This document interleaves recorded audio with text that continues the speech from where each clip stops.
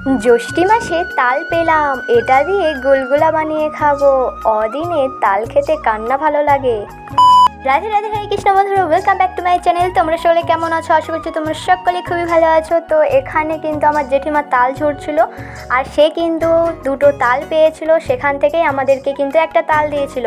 আমাদের কিন্তু 12 মেশে তালের গাছ ছিল, তো সেইটা থেকেই আমরা কিন্তু কেটেছিলাম তাল শাঁস খাবো বলে। কিন্তু এদিকে দেখি তালটা পেকে গেছে, তাই জেঠিমা বললো আমরা একটা নিচ্ছি, তোরাও একটা নে। আর এমনিতেও 1 বছর তো তাল খেতে ছিল না, আমার মা আর কেউই খায়নি, ভালোই হলো।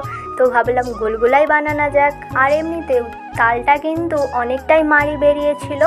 তো দেখো এক এক করে কিন্তু আমি সমস্ত কিছু দিয়ে দিচ্ছি, আর তালটা কিন্তু ভালোই মিষ্টি ছিল। অদিনের তাল তো, তাই খুব বেশি যে চিনির মতো মিষ্টি ছিল না, তবে কিন্তু ভালোই মিষ্টি ছিল। দেখো এখানে কিন্তু আমি রেডি করে ফেলেছি, এবারে ভাজার পালা। আর এদিকে দেখো কড়াইতে কিন্তু ভাজতে দিয়েও দিয়েছি।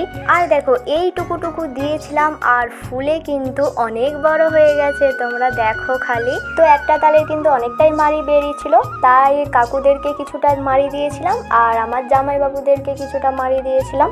আর এমনিতেও যারা বাইরে থাকে তারা কি এরকম তালের জিনিস টাটকা টাটকা খেতে পারে? সবারই তো আশা থাকে। আমার তো তালের সব কিছু খেতেই ভালো লাগে। তোমাদের কেমন লাগে অবশ্যই কমেন্ট করে জানাবে। কত সুন্দর সফট হয়েছিল দেখো। তো আজকের মতো টাটা।